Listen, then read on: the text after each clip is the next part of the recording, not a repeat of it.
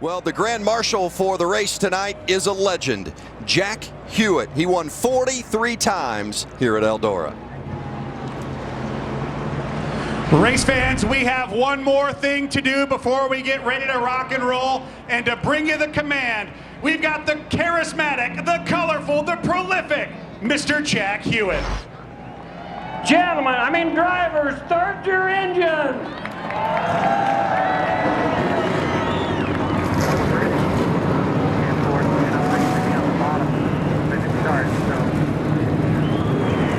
Two trucks, the Dirt Derby at Eldora is green.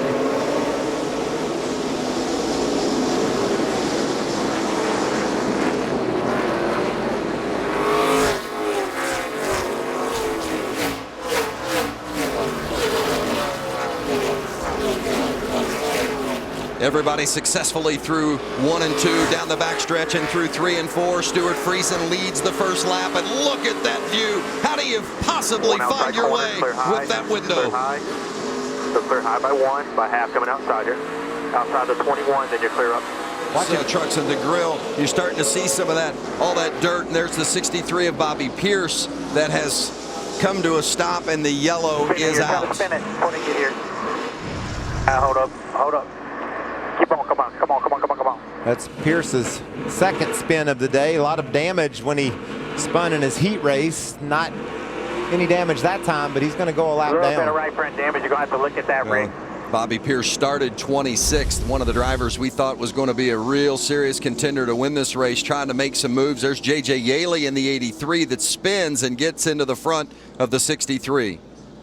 Chris Wyndham in the 36 got in there as well. And Kevin, you've done a little bit of dirt racing. There's just hardly no way to avoid a spinning truck because you just don't have any grip. Yeah, and especially right now when it's wet like that. You see it, the 36 getting to the back of the 63 there, but that all was caused from J.J. Yaley just getting loose.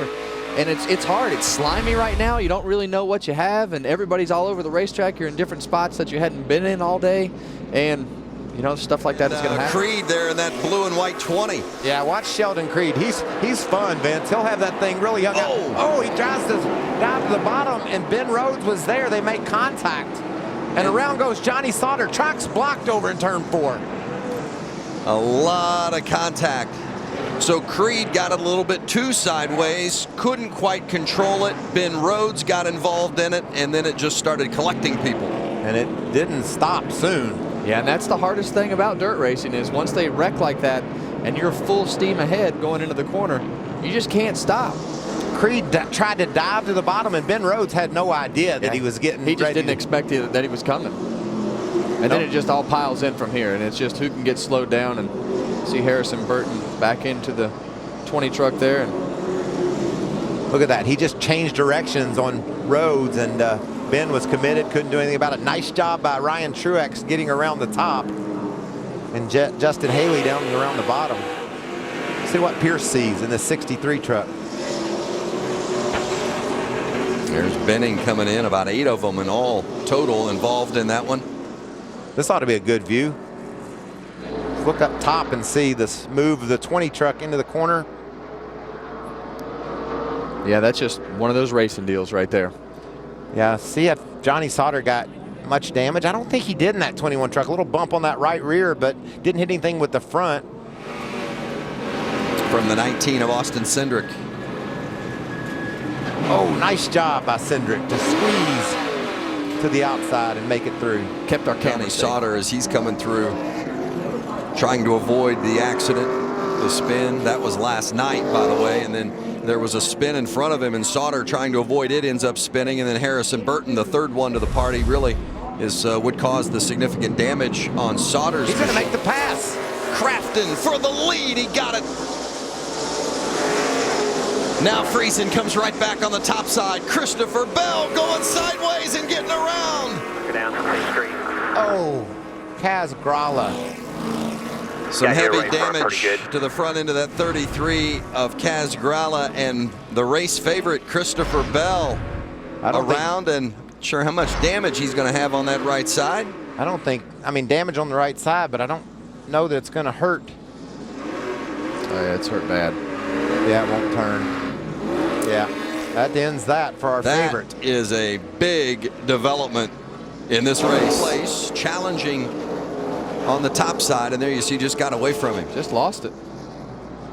You know, and I think we saw this a lot yesterday, and we talked about it a lot. You know, these guys, especially these dirt car guys, they have a lot to lean on when they race their dirt cars and their sprint cars. And these trucks, they don't have a lot of side bite. They don't have a lot of grip. They don't have a lot to lean on. And when they get too far around, they're gone. And you can see Gralla just hidden behind 2 trucks, couldn't see what was ahead of him. And you just don't change directions on the dirt like you can on pavement.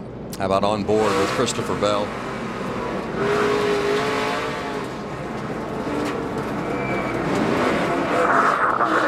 Knock it down.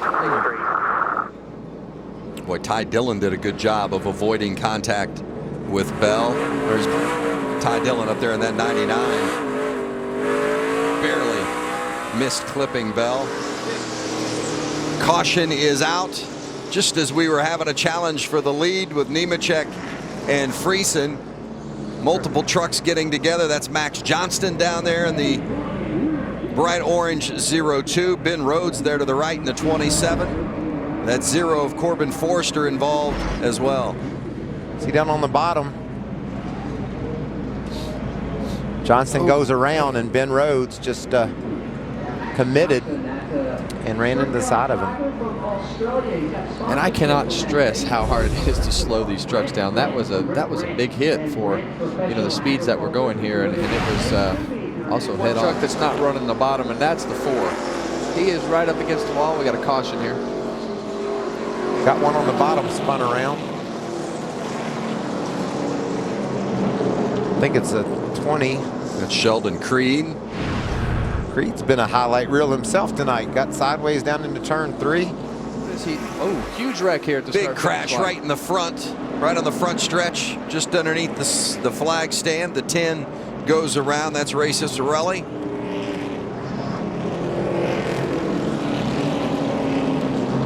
We're lucky those guys were able to leave a groove on the high side. Some of the faster trucks were squeezing between Cicerelli and the wall. It's right under the flag stand as they come to us. Little contact there with the, was that the 20 of Sheldon Creed? I think that was the 20 of Sheldon Creed again that had some contact with the 10. And there you can see, yep, trucks just slipping by. Jeffrey Abbey, I think, made it past without any damage. Dillon off his game, and Friesen rockets out to the lead. How about Bell burning it up around the top? Wow. I think that's the only way you could say it, Vince. Burning it up around the top. Bell's going to get stage points I can't believe it. I cannot believe it. What a great job by him and his team. You got that right. Rudy Fugel told me yesterday Christopher Bell is the crew chief until he wrecks the truck. Well, he wrecked it. Yellow. And fading back outside the top 10. Finds himself in the top 5. And a caution is out. Cicerelli has gone around again. Now. And a caution is out. And we'll set the stage for another restart, and it's the 10 of Cicerelli again. Wow. And you watch him come out and make a performance like this. You got that right. This is a special team. He and crew chief Junior Joyner have a great relationship, and they're making it happen. It's the final lap at Eldora, and while they battle for second and third behind him, no one is going to challenge Matt Crafton. The winless streak is over. It's been 27 races, and tonight he will go to victory lane, winning at the Big E. Good work. Really good work. Thank you, guys. Thank you.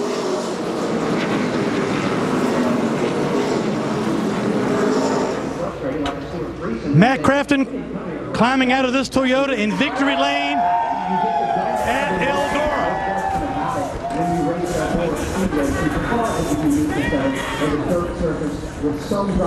Matt, a lot of emotion for this victory, and you've won a lot of big races, won championships. Where does this win stack up for you? My first dirt win. A lot of fun. In the second part of that race, we darn right just stunk. It was my fault. We over-tightened it on the first run. We were pretty good, and I thought we were a little bit too free. We tightened it up, and then we just went back to exactly where we started the race, and then Rico and them guys drove by me up top, and I'm like, Crafton, you got to put this thing on the fence down there. And I knew I was getting beat down there, and I found something in the middle over here in 1 and 2. And finally at the end, I'm like, well, we're going to tear the right side off this thing or take it to victory lane. It's been documented that you have done a lot more dirt racing into last year. Got in business, got a car, you and your dad having a ball, but how much did that help you coming down the stretch, knowing how to make that move to pass the 52? Oh, yeah, I mean, it helped a lot. Just learning what the track does and seeing what spots on the racetrack. In the years past, I didn't know what I was looking at, to be totally honest. And just kept studying and had a lot of great people here. I mean, Nick Hoffman came here and helped me during the test, and they're telling me, go down here in the dirt and spin the tires. I'm like, why? But I started doing it, and this thing was just a rocket ship, this Menard Toyota Tundra. And what about this winless streak we've been talking about? You can go, but where the sun don't shine. That's Matt Crafton. He's in victory lane at Eldora. That golden shovel may come in handy for that, right? There you go. Well done. NASCAR fans, it's time now for the most famous words in motorsports. Please welcome Blake Buell.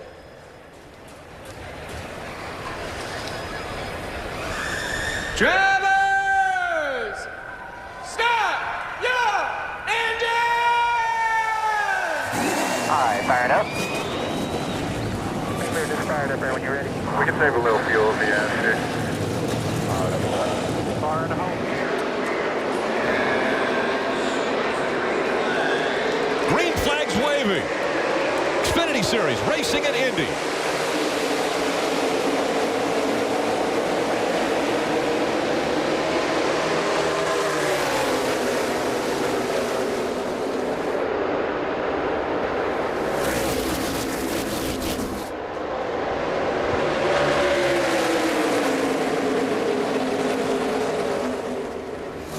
We heard earlier, Elliott Sadler, it took a little bit of coaxing for him to go wide open around this racetrack in qualifying.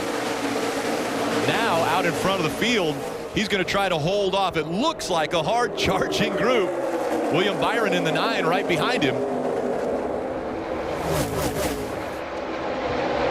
Xfinity Series started racing here in 2012. Elliott Sadler has never led a lap at Indianapolis in the Xfinity Series.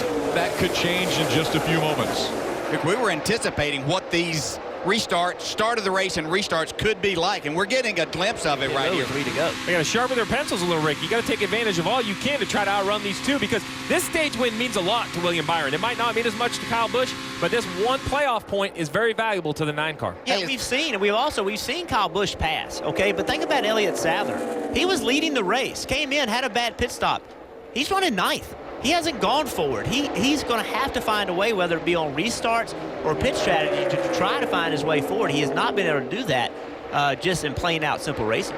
Could these guys be thinking, some of the crew chiefs stated that, hey, let's not show that hand until we get to stage 2 and possibly get ourselves in a position then? Well, they could, as we see right here. William Byron wins the end of stage 1. Guys, we got a wreck on the racetrack. The 39 goes around. You're still good right here. Come on. Keep going forward. There you go. We saw the 39 was sideways.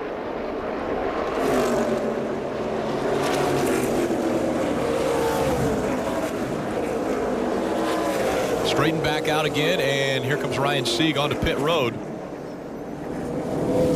Your time going up through the pack as we see Ryan Sieg. I think that's Gallagher on the 23. The 39 just gets in the right rear quarter panel of the 23. Did the 39 get the wall a little bit before, like with the right rear, and then move down and get into the 23 first? I thought I saw the 39 move a little bit in an odd way. It's been a rough day for the 39. He had to go to the back of the pack because being late to the driver's meeting, and now running in the back of the pack gets in an accident. Oh, you see the 42 of Tyler Reddick. It was the grass that did all the damage to the front end. Yeah, you can see there's no damage to Ryan Sieg's car there. He just spun. And Jim, I couldn't tell if he got in. It just looks like the 23 car moved up a little bit, kind of misjudged that just a tad, and Ryan Sieg didn't have enough time to adjust to that. Then Blake Cook gets into Ryan Sieg, and that sent him spinning. Yeah, you have to wonder how much damage Blake Cook has in this incident as well. Let's go to Dave Burns. Pit road always a dangerous place, and on the last round of stops before this caution, coming down pit road. The 7 of Justin Allgaier got into his jackman, Kyle Suter. Here's Kyle, one of the first guys off of the wall and going out to help service that car. But Justin is out of position. He's gone too far. The crew claims another car got into him, got him a little bit squirrely. And look at the fall that Kyle takes. He got back up. They completed the stop. He was cleared by doctors, and he's ready to continue to pit the car the rest of the day. But what a lucky break for Kyle, who went up and over and thankfully didn't land the wrong way. Listen to the radio afterwards. Just so you know, the normal jackman, he's good. He's been cleared by the doctor. Everything is good. He'll be back. We were waiting on the doctor to come look at him, make sure everything was all good. 10-4. I'll be honest with you, it's the first time I've ever hit somebody on a pit stop. I prefer it never happen, but for sure it'll be my last time ever. 17, but how about the 20 on that first stop? Got tagged from behind, goes into his box sideways.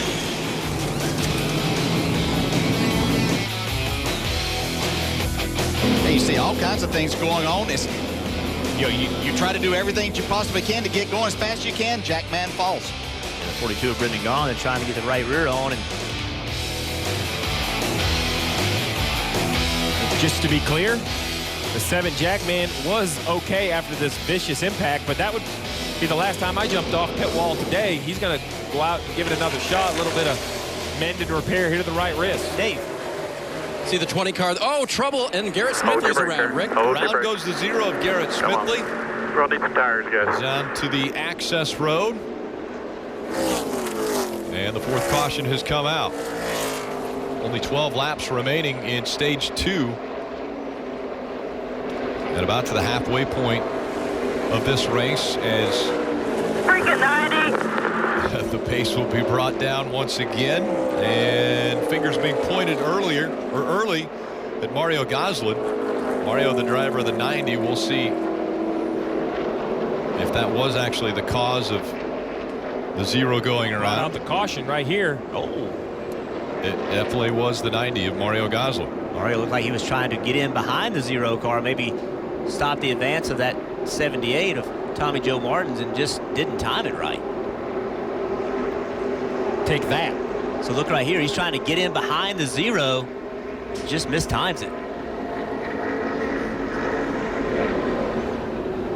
And with this, Steve, any advantages?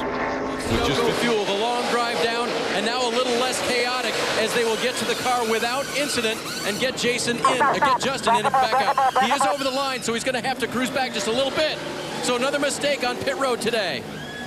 Marty. William Byron gives up the 2nd position to come down pit road. So with this Sunoco fuel and these 4 Goodyear tires, they can make it to the end of the race here. Going to be interesting to see if he can keep the strategy. Joey Logano also leaves pit road. He said he needs more grip in turn 2, and a little bit of an issue there on pit road. The 7 has had an absolute disaster. We talked about trying to get to pit road, get the strategy, get track position. Well, he has basically given all that up with a mistake. You see the right front tire is loose. It's probably going to come off the race car, which is going to be a penalty. It's just gone completely bad for the 7. This is the danger of being aggressive on green flag pit stops. If something goes bad, it can be catastrophic, Dave. And Jeff, it's almost like he can't hear them because he even left pit road when the situation was happening. The crew was definitely not done, and they put their hands up afterwards like, what in the world? So I don't know if he's having communication issues, but it took him a long time right there to hear from the crew to slow it down and stop it. Marty? Hard tried to get to his bumper, see if he could loosen him up right there at that point in time. Here's his last chance, really, of making this happen. Got a good run off turn 2. Down the backstretch they go for the final time. William Byron, a car length in front of Paul Menard. Byron now coming up on lap traffic. Will that affect him as they go through the final turn? He goes to the inside of the 52. Will Paul Menard have anything for him? Coming onto the front stretch. The first time he's ever been to Indianapolis Motor Speedway. Will he be able to hold him off? William Byron wins at Indy.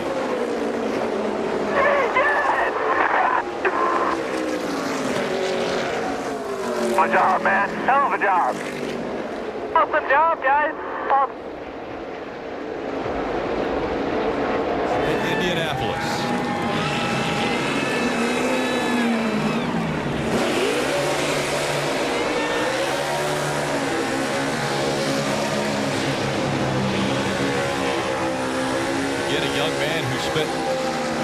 his life, as far as in his racing life, on iRacing, does a pretty good burn-it.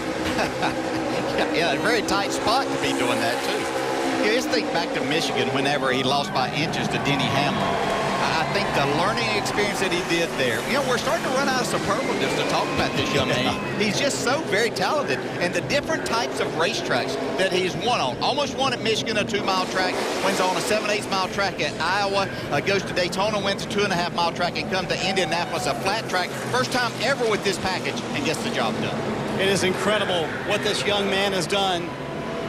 I think the bigger question is can this young man not do? The fans here at Indianapolis, and you get to go kiss the bricks later. Did you ever dream as a 19-year-old you would have a Daytona win and at Indianapolis when you told me you had such a reverence for the history the moment you came through the tunnel here? Yeah, man. I just have to thank God. It's really amazing to be here. I got a lot of great people around me, and it's very humbling to be at Indianapolis and win. I can't believe that tire held on, but that was awesome, man. That was so fun. This is hallowed ground. What do you want to say to these fans? Because Victory Lane at Indianapolis is a very special place, William. Man, it's so cool.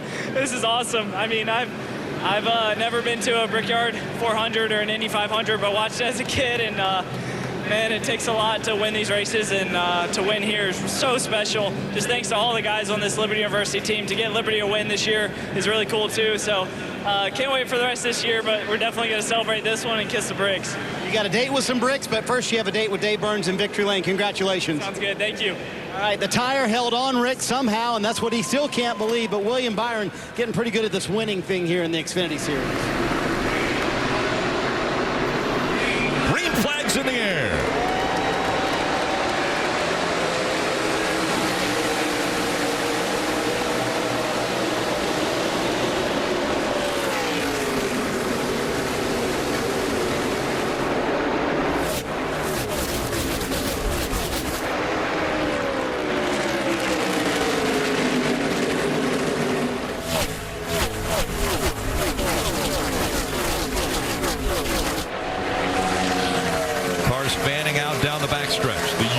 About Indianapolis that no other NASCAR track has. There are short chutes between turns 1 and 2 and between turns 3 and 4, a short straightaway.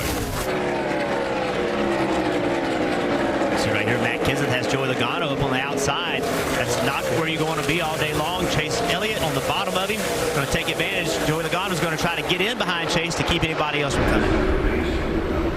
Welcome back to the Brantley Gilbert Big Machine Brickyard 400. That is Corey LaJoie. No, he's not looking for a parking spot. He hit the wall fairly hard today. Take a look. Yeah, when he comes in the shot, he's already out of the groove. Not really sure why he got out of the groove. He just overdrove the corner, had some kind of problem, but then once he got out, it's so slick, and these guys here lucky to get slowed down. But once you get that far out of the groove, Steve, you're just along for the ride. Yeah, disappointing finish to Corey LaJoie's first ever Brickyard start. So it brings out the first caution of the day. We're expecting a competition caution at lap 20. And Chase Elliott, that 24, starting with a normal pit stop, but then they're going to go under the hood and try to diagnose his issue. Chase saying he didn't miss a gear, he didn't rev it up anything on his end. He said everything was normal. He's also said he's never felt a car do this before, so he doesn't know what it could be. We heard him reading off those numbers. They've asked him to keep the car running while they try to diagnose it. Alec Gustafson saying it could be a plug wire. Yeah, 31. I said check the nose. I guess he checked up for somebody. I didn't see any accident, but something happened, and yeah, we got hit. Just below the Camry logo on the front of Denny Hamlin's car. Here's the replay of him following Ryan Newman down pit road. You'll see him check up real quick. Denny Hamlin makes a little bit of contact there, and just below that Camry logo, that is where the hole was in the nose. They put some tape on it. You can already see that tape not quite holding like they would like it, but Mike Wheeler did tell me they think they got it fixed if that tape can hold. It's been documented. The 24 of Chase Elliott knew he had a problem. They lifted the hood, tried to find and diagnose what that problem was, couldn't find it. And just last lap, smoke starts rolling out and the engine expires for Chase Elliott. That's a disheartening scene right there for the crew. You know, the engine manufacturer is going to feel awful about the failure, the team. I mean, you're never really even got a chance, Jeff, to see what kind of car 3 and 4 for the final time. And the gap a little little under a half a second. Kyle Busch looking for his 6th stage win of 2017. It would be second most to the guy right behind him if he's able to hang on. It looks as though he will as he comes in front of the grandstands. And Kyle Busch is going to win stage 1 at Indianapolis. Speeds as they go through the turn. Saw there Larson 165 as the caution comes out again. It's J.J. Yaley this time, looking as though he has had an issue. Also involved the 33 of Jeffrey Earnhardt. Jeffrey's got damage on the back of his car and on the front of his car. Those two are nose to tail, and big damage for the 38 of David Reagan.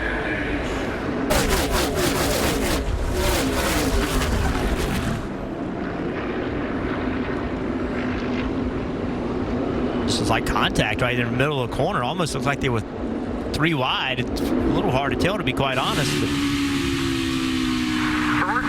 no pressure behind. yeah, that's what happened.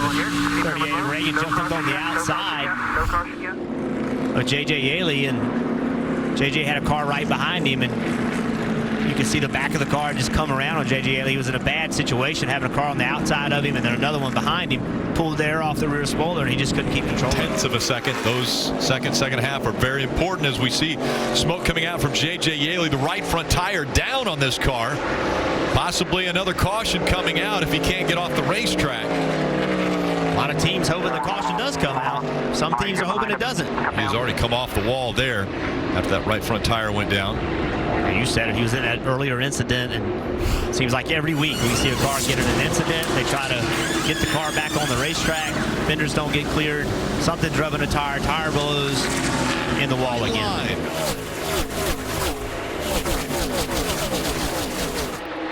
A lot of smoke rolling out. Looks like the 88. Smoke coming out the back. We got run into in the back. You see the damage to the nose, a heavy damage to the left front. And caution comes out again. The radiator out for the 88. His final Brickyard 400 appearance is going to end early. That'll be it for the 88 with a damage repair policy. If NASCAR deems that was an accident, which I'm sure they will due to the damage on the front and the rear of the 88, he won't be able to he will not be able to come to pit road and change that radiator. He'll have to go to the garage, and then his day will be over. Got run into in the back.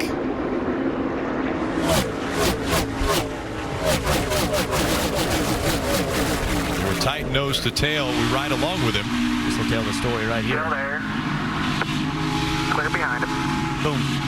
13 is going to fill that hole. 13 inside. All stacked up. 2x2. Doesn't seem like it would be coming out the back. hard enough hit to knock the radiator out of it, but much like the pit equipment, these race cars now are built very aggressively to try to keep up. I mean, every one of the fields trying to build the lightest car possible that makes the most downforce, and just right there between the bumper bars.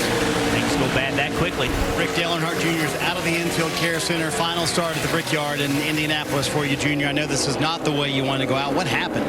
I don't know. There's just a bunch of cars slowing down, stopping, chain reaction. We got in the back of the 6 car. I guess they were all kind of running into each other, and it just knocked the radiator out of it. So knocked the top of the radiator off, and you know, we'd hit the 2 car earlier in the race, kind of doing the same thing, and it damaged the front end. I think it knocked the bumper bar out of it then. So we really had no protection after that. But we had a great car. I was having a lot of fun. The car was fast. We were gonna, you know, we had a top 10 car for sure, and it's kind of frustrating because I was really enjoying being out there.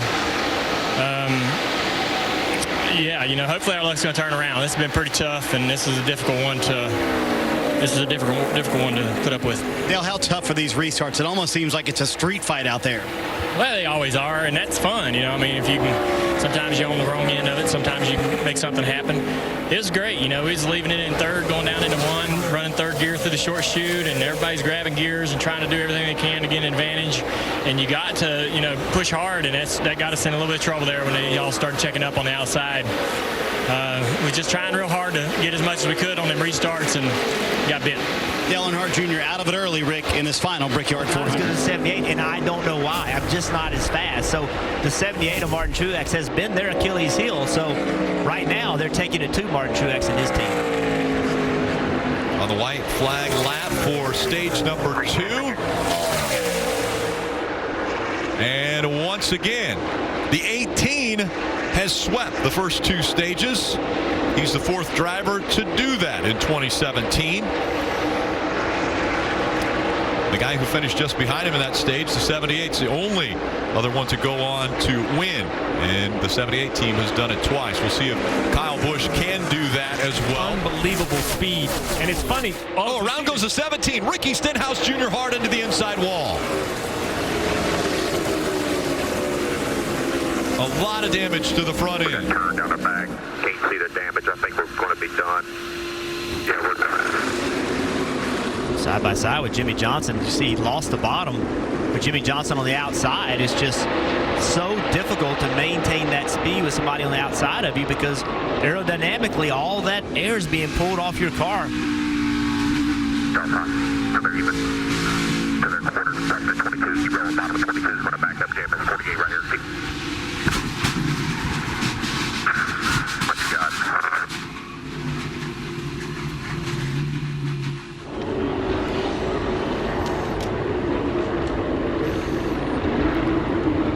Hey guys, as I look at that, really representative of what we see a lot of times in these race cars, how important that right rear is. And he just lost that side force on the right rear. Jeff, I know you can talk about this a little bit.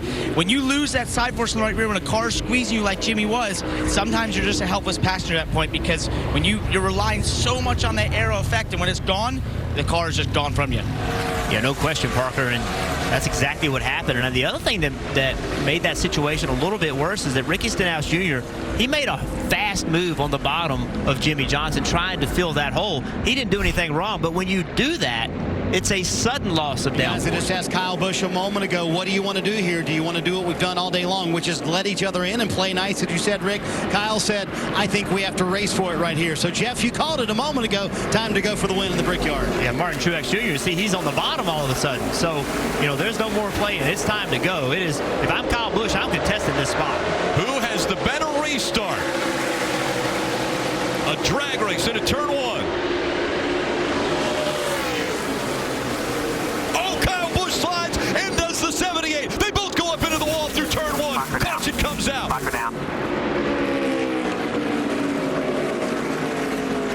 We're done. Here. Fighting for the spot. The 18 got loose up high. The 78 was loose down low. 78 split up and hit the 18. They both go around. Big flames underneath the hood of Martin Truex Jr.'s car. He jumps out of it.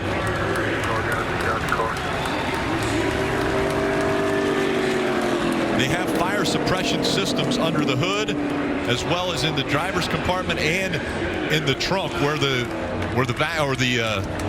fuel cell is. So that fire suppression system working to put the fire out, but there were some big flames rolling out from underneath the hood. Kyle Busch on the outside just rolls up on the outside of 78. 78 gets loose, just like we saw Ricky Stenhouse Jr. a minute ago. Got loose getting in the corner. Could not hold the car on the bottom. Gets in the side of the 18. Ty Dillon, great job not running into the side of Kyle Busch.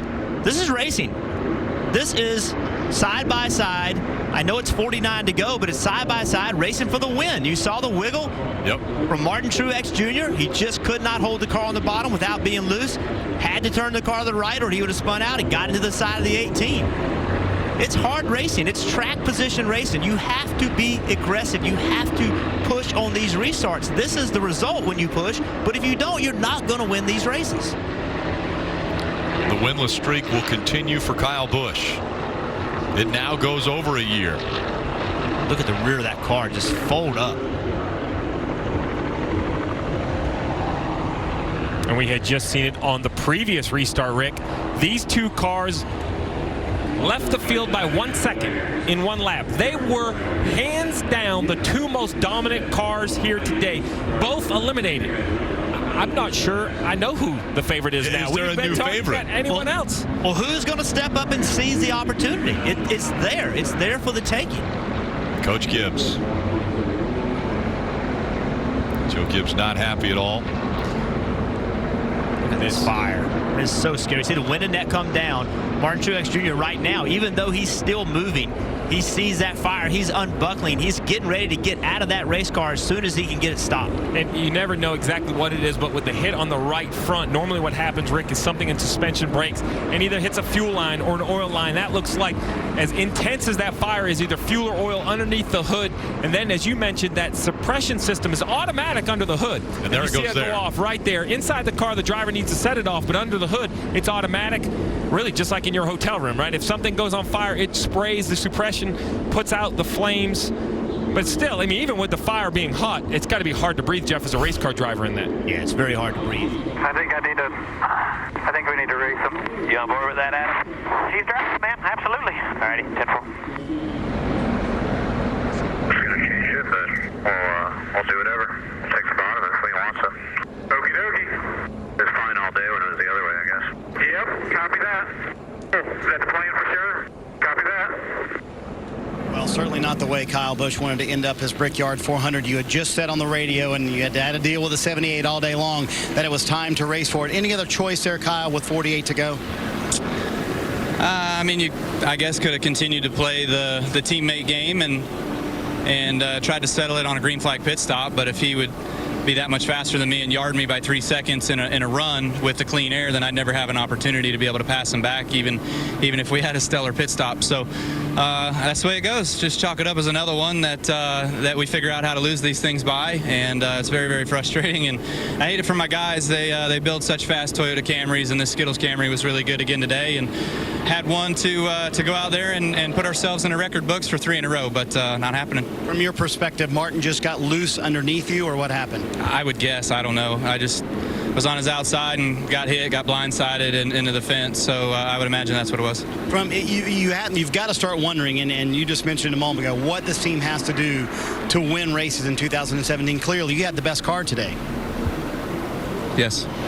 All right, Kyle. With a good perspective, though, and there's the wreck, and obviously very disappointed. He certainly did have the fastest car today and was the car to beat here this afternoon. Martin Truex Jr. out of the infield care center. I want to get your perspective on what happened on that restart and that wreck. I just got loose and wrecked him. I mean, it was totally my fault. Didn't really know what to expect in that position. Didn't really realize he was going to drive in that deep and suck me around. So, I got to take the blame for that one. Obviously, it was my fault. So, hate it for Kyle. He had a great car. We did as well. But, that's racing. So, glad I was able to get out. The fire was bad and, had no brakes. Had to run into the wall a second time just to try to get the thing stopped so I could get out. So, fortunately, I'm okay. And, we'll live to race another day. Yeah, we're certainly glad you're okay. But Kyle had said at that point, and I think you had agreed too, 49 to go. Any other choice than to race each other, because you guys have been playing nice on restarts all day long? Yeah, we worked well together, and that's the hard part about this stuff is when it's time to go, and I feel awful. I just made a mistake, so definitely should have picked the outside, and all would have been fine, I guess. But it's just the way it goes, man. Hate it for auto owners, everybody involved, everybody at Furniture Row. We had an awesome car today, and we got out front. I don't think they were going to be able to beat us, but mistake on my part took us out of it. So we'll get them next week. Rick. Farina finishes outside the top 15, including 5 DNFs, and trying to stretch it today on fuel mileage, but obviously we've got a caution. Caution on the racetrack. The 14 of Clint Boyer involved. Also the 41 of Kurt Busch. Hard damage to the front of that car. Got one coming outside. And he's up against the wall. It'll be difficult for him to climb out if he can't get that car away from the wall. I don't see no fire or nothing, but get on out.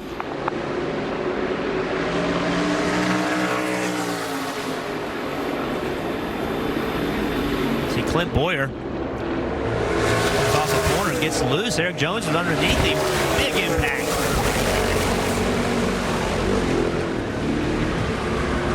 It's around the 14th position.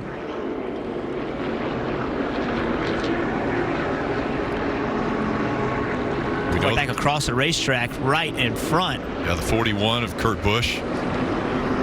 Big impact. There was a car in front of Clint that got loose. Yes. But then saved it. And that's what drew my attention away from Clint Boyer. But if you look right behind that car, that's where the 14 actually loses control. Yeah, I believe it's Paul Menard that got loose. Wow.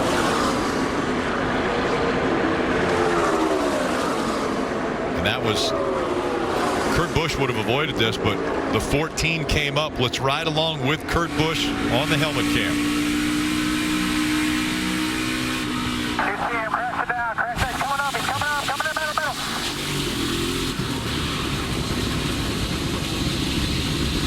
Hold the brakes there, bud, when you can. Seen that too many times, Rick. That's as real as it gets. Big impact. Shoots Boyer back across the racetrack. Fortunately, to miss the end of that pit wall. I know it was another hard impact, but the end of that pit wall would have been another awkward impact as we see the red flag now being displayed, Rick. Yeah, a lot of cleanup's going to have to take place here.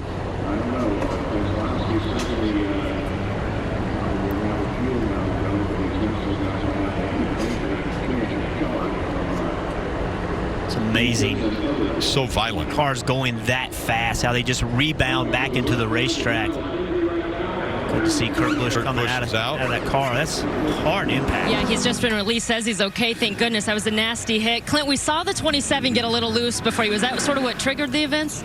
Yeah, he was getting crowded pretty hard, 2, 3, and then in 4, and you know they got together and then parked in front of us, and he just kind of had to make an evasive move. I knew the 77 had to run on me there, and all hell broke loose. It was a pretty hard hit. Felt like hard, and then somebody hit me again. I don't know when, but or I thought they did. Felt like they did.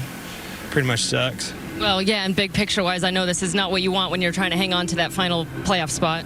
Yeah, no, it was definitely not needed for sure, but we'll regroup. This is a strong team. Proud of the 14 bunch, proud of their effort. You know, we was a little bit off in practices and things like that, qualifying, and found a way to make it better for the race, and was, you know, I think we were going to have a single-digit finish for sure, but it's wasn't our day. Thanks, Clint. Thanks for Mobile and Rush. Everybody come on board for Indy. Thanks. Casey Kane has 17 Cup wins. He knows how to win these races. He hasn't won in a long time. Resort back in your brain to when you were winning these races. Oh, into the wall. Right in the front stretch. The 42 of Kyle Larson into the wall, and a caution comes out. Right in the middle of the front stretch. Flames from underneath the hood. Unhook your stuff. You can get out.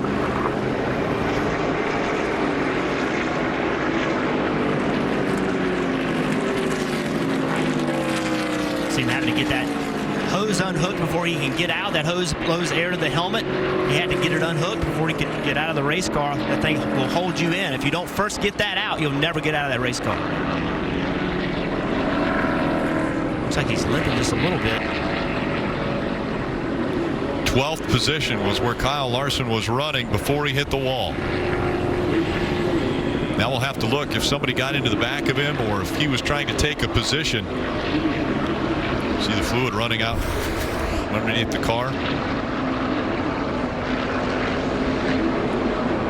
Yeah, Ty Dillon with a big block, but Kyle Larson couldn't go on any lower. You put Kyle Larson in a position where he either was going to lift or wreck, and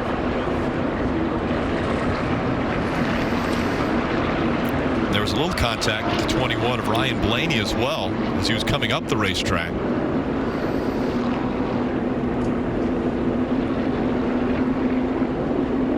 So a lot of cleanup that still needs to be done on the track. There's parts to the 42 car. And much like we saw with the 78, Rick, the 42 makes contact multiple times with the wall. Decent contact, not a huge impact. This one right here, though, actually might have been one of the bigger hits, and at that point you see all the red sparks. Finally it catches some sort of fluid on fire up underneath the hood, whether that's oil or fuel, after knocking a line loose. As you said, he ran up so low. Jeff, do you think some of the speedy dry, as soon as we started to see the dust, it's like the 42 came around. I don't know if he lost traction or what that low in the front stretch. I just think two cars running that hard, and maybe just a little bit of contact between the two.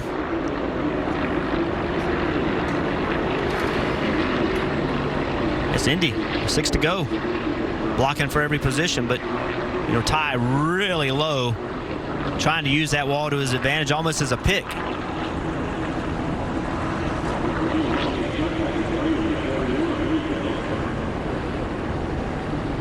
All of the debris being cleaned up on the racetrack.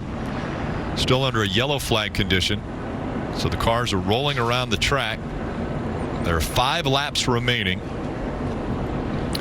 This restart is going to be as difficult or more difficult for the 5 of Kasey Kahne. He'll now have Brad Keselowski to his outside. Jimmy Johnson right behind him on the inside line.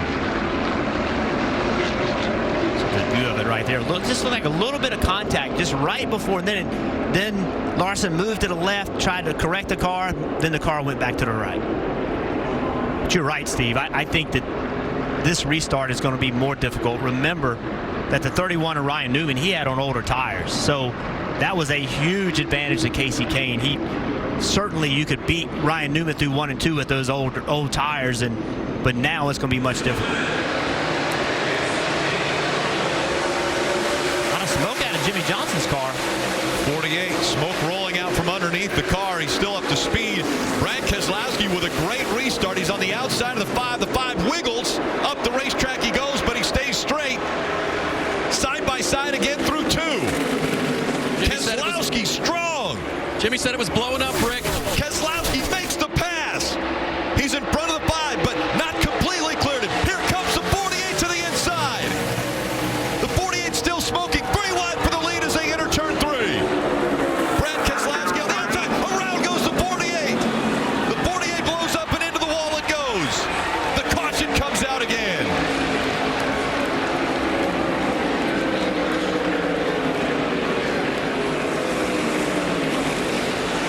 Know what winning a race means? It means 3 drivers are willing to drive 3 wide into turn 3 at Indianapolis at over 200 miles an hour, where there is barely 2, really 1.5 lanes for racing.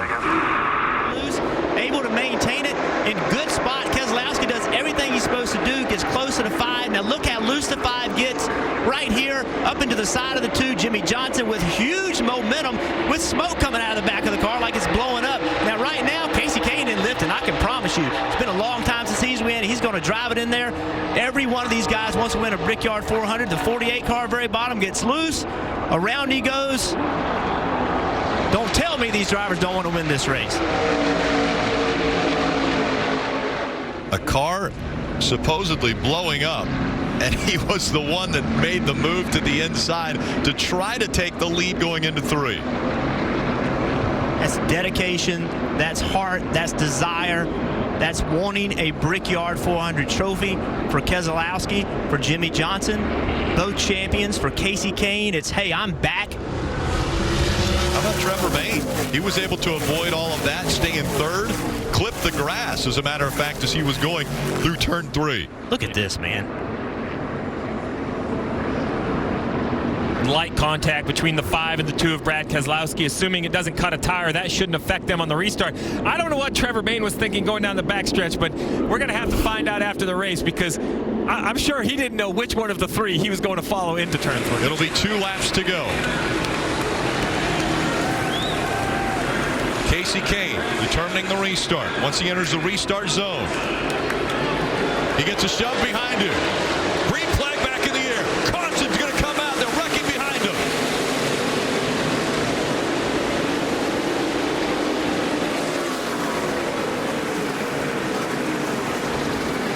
Eric Almirola, Ryan Blaney.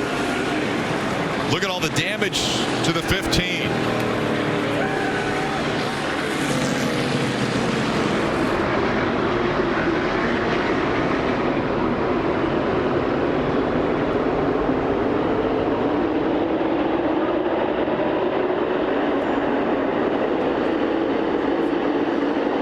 Trevor Bayne was 3rd. He was just behind Brad Keselowski.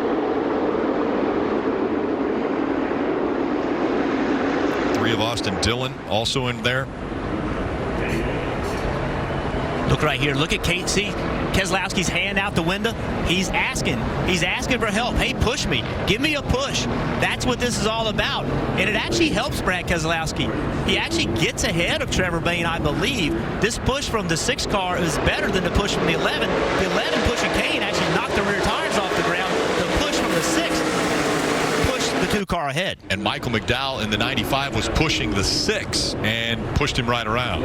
I think the leader of this race just switched. I think Brad Keselowski is going to be the leader of this race. Again, just everybody's pushing long straightaways. Everybody wants to be the first line into turn 1.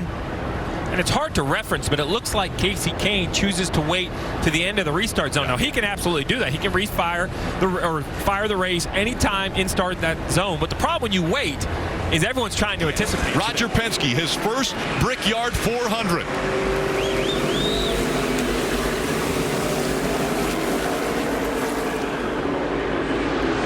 Green flag back in the air. Overtime, sponsored by Credit One Bank, is underway.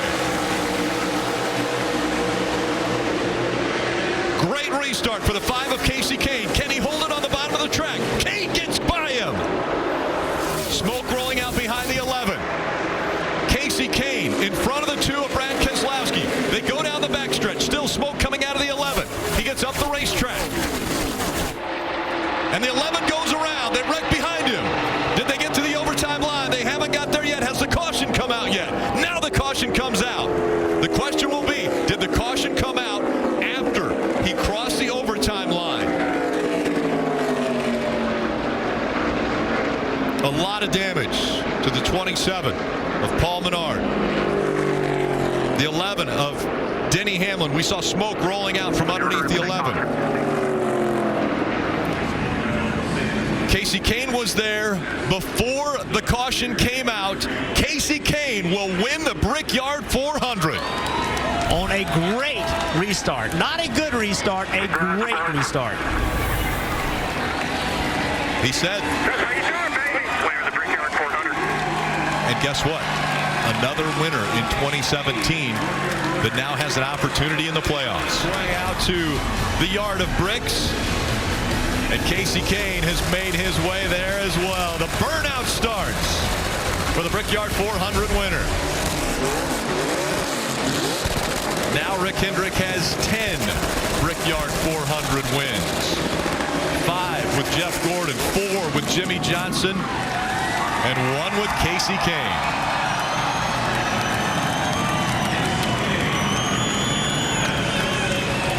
Ask you about that final restart. Jeff Burton called it not a good restart, a great restart. How did you pull off the pass on Brad Keselowski? The one before just didn't work. Everything went wrong. Final one, everything went right. And once I got to turn 1, I had good power and was able to clear him off 1. I'm exhausted, but yeah, it's pretty crazy. I wish my little boy was here. I'd make it all. What's the emotion, Kasey, with all the talk going on about your career? What's the emotion when you finally get back to victory lane like this? It feels good to win. You know, it feels good to, everybody, these people that work so hard, it feels good to get them in victory lane and show that we can do it if things go our way. You can tell he's exhausted and cramping up. He had mentioned the cramping earlier. He needed some fluids, so no fluids in him, but obviously this is going to be a big celebration for Kasey Kahne. He and his sister Shannon moved here to Indianapolis, Rick, years ago to start his sprint car career. So this is going to be an emotional day and an emotional win for Kasey Kahne.